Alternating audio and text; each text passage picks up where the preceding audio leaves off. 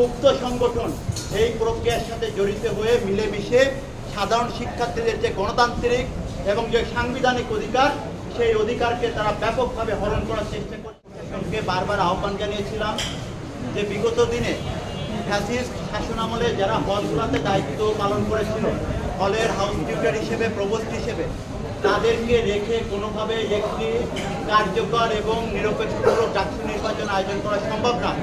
একই সাথে আপনারা জানেন 5 আগস্ট পরবর্তী সময়ে বিভিন্ন ছাত্রলীগের অপরাধীরা এখনও ঢাকা বিশ্ববিদ্যালয়ে হলগুলোতে অবস্থান করছে এবং তারা নিজেরা যেহেতু ছাত্রলীগের অপরাধের সাথে, সন্ত্রাসের সাথে জড়িত ছিল, সেই জন্য তারা যে গণতান্ত্রিক প্রক্রিয়া হলের মধ্যে সেটিকে ব্যাপকভাবে বাধাগ্রস্ত করার লক্ষ্যে এবং বিরাজনীতিকরণ করার লক্ষ্যে এবং একই সাথে একটি গুপ্ত সংগঠন এই প্রক্রিয়ার সাথে জড়িত হয়ে মিলেমিশে সাধারণ শিক্ষার্থীদের যে গণতান্ত্রিক এবং যে সাংবিধানিক অধিকার, সেই অধিকারকে তারা ব্যাপকভাবে হরণ করার চেষ্টা করছে এই মব পরিস্থিতিকে উস্কিয়ে দিয়ে।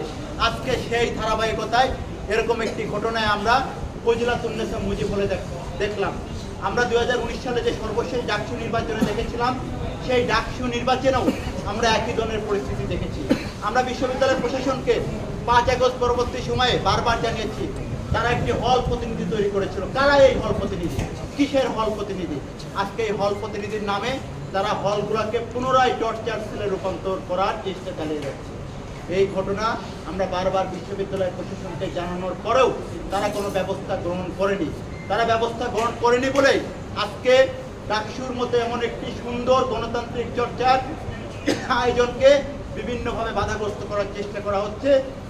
এর একমাত্র উদ্দেশ্য বাংলাদেশ জাতীয়তাবাদী ছাত্র দলের যে জনপ্রিয়তা এবং এই নির্বাচনে ছাত্র দলের প্যানেলের যে বিজয়ের সম্ভাবনা, ইতিমধ্যে যে আলোচনা তৈরি হয়েছে, সেটিকে বাধাগ্রস্ত করার একটি অপচেষ্টা হিসেবে আমরা এটিকে দেখছি। এ পর্যায়ে আমরা যে লিখিত অভিযোগটি ঢাকা বিশ্ববিদ্যালয়ের ডাকসু এবং হল সংসদ নির্বাচনের চিফ রিটার্নিং কর্মকর্তাকে দিয়েছি, সেটি আপনাদেরকে পড়ে শোনাবেন বাংলাদেশ জাতীয়তাবাদী ছাত্রদল ঢাকা বিশ্ববিদ্যালয়ের